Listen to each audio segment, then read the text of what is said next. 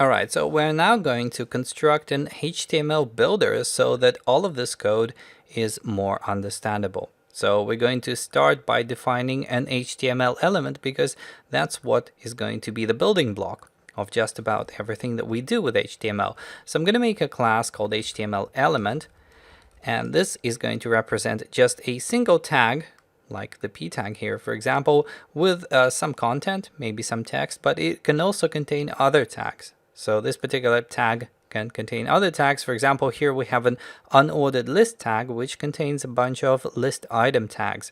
So we're going to support this scenario. Now, in the HTML element, I'm going to have a bunch of public fields. In this case, I'm not going to be doing properties. It's too complex for our example. So I'll just have public fields called name and text. I'll also have a list of child elements. So public list of HTML element called elements, and I may as well initialize it straight away. And we'll also have, perhaps we'll do indentation, because when I run this, you can see that it's all output as a single line. Maybe I want it looking a bit prettier when I output everything nicely formatted. So I'm going to have an indentation level, the size of the indent. So that's going to be private const int indent size equal to 2, for example. So we're going to indent everything by 2 spaces. Okay, now let's make a bunch of constructors. So I'll make an empty constructor, but I'll also make a constructor which initializes the name and the text. So let's go in here and initialize the name and the text as well. All right, I'm going to reduce some of these since they can now be simplified in C#7. Even though ReSharper hasn't caught up to it yet and still complains about the question mark, we're going to disregard this. So what's going on now? Now we want to output this HTML element as a string, and we're going to keep using the string builder because it's a nice builder. It's a convenient way of building up strings. So what I'm going to do is define private string toString impl. So this is the implementation of toString that we're subsequently going to output in the official toString override, but we're going to have an extra parameter for the indent. And that's precisely what we're going to be using when we implement the ordinary toString. So if I override the ordinary toString, that's going to return toString impl with a starting indentation of 0. Seems obvious enough. So what we're going to do here is we're going to make a string builder. We're also going to make the current level indentation, and this is going to be interesting. So we have the indent level, how many steps have moved from the left margin, and we have the indentation size. I'm going to use spaces to indent.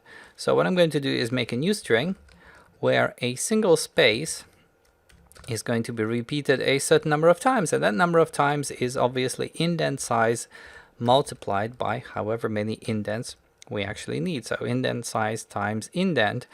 Okay, so now I need to append the opening tag. So that's going to be sb.append, and here I'm just going to use string interpolation. I'll append the indent, which I have called I, followed by the tag. So here is the opening, and then the tag name, closing, and then, well, we may as well do append line. Let's just put a line break at the end of it. Okay, so that's our tag. Now the tag may contain some text, so I'm going to say if not string is null or white space text. We're going to output the text as well. So here I'm going to append, first of all, an indentation similar to the indentation we have here, but remember we're now outputting text, so we need to indent by 1. So I'm going to copy this over, paste it here, but this time round it's going to be indent plus 1 here. So that's the indentation for the text. Let's put a semicolon, and then I add the text as well. So sb append text like so, and then well, we may as well do append line. So let's put a line break at the end of it. Okay, so that's the text. Now we have the children. So if this tag contains a bunch of other tags, we can do a for each. Once again, we can say for each of the elements. So for each var e in elements, we sb.append, and here we just do a recursive call. So we say, we take the element and we do toString impl, so it's a recursive call with the indentation level of indent plus 1. And that's how you get the nested indentation for each of the inner HTML elements. And then of course you have to close the tag. So this is similar to what we have here, except with the slash. like so. So close the tag, and we return sb.toString. So we return the overall string. Okay, so now we have an HTML element, and we may as well build an HTML builder, which is actually a convenient API for constructing a tree of these HTML elements. So let's do that. So I'm going to have a class called HTML builder, like so.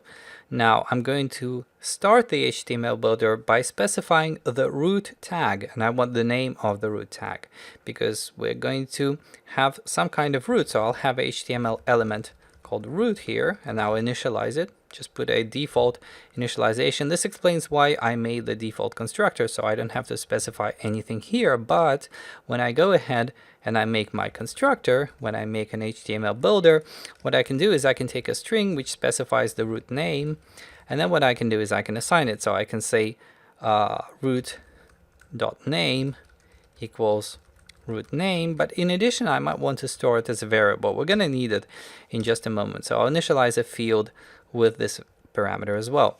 Okay, so now that I have this kind of API, I can add a method to actually add a child. Public void add child, string child name, and string child text, and this adds a child to whichever object I'm working with. So I make a new HTML element with child name and child text, like so. And then of course I take the root element and I take its elements, and I say root.elements.add and add this particular element. Seems simple enough. This approach doesn't scale very well, by the way, but it's good for kind of showing a overall design of the builder.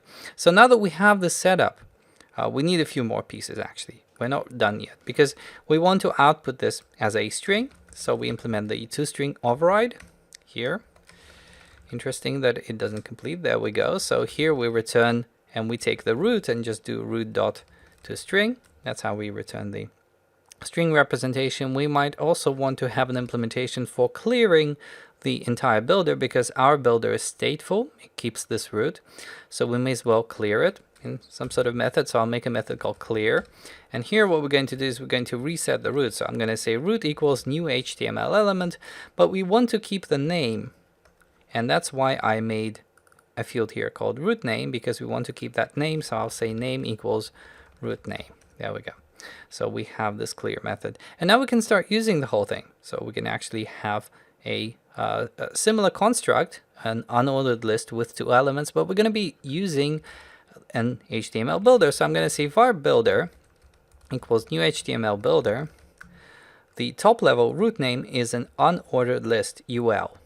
And then I'm going to add the children. So I'm going to say builder.addChild list item called hello, and I'll just duplicate this and put world in here. So these are the two items. And then we can once again write line builder.toString. Actually, the toString is redundant, and if I execute this, well, we forgot a closing round bracket somewhere. Let's take a look. So we have an extra round bracket needed here.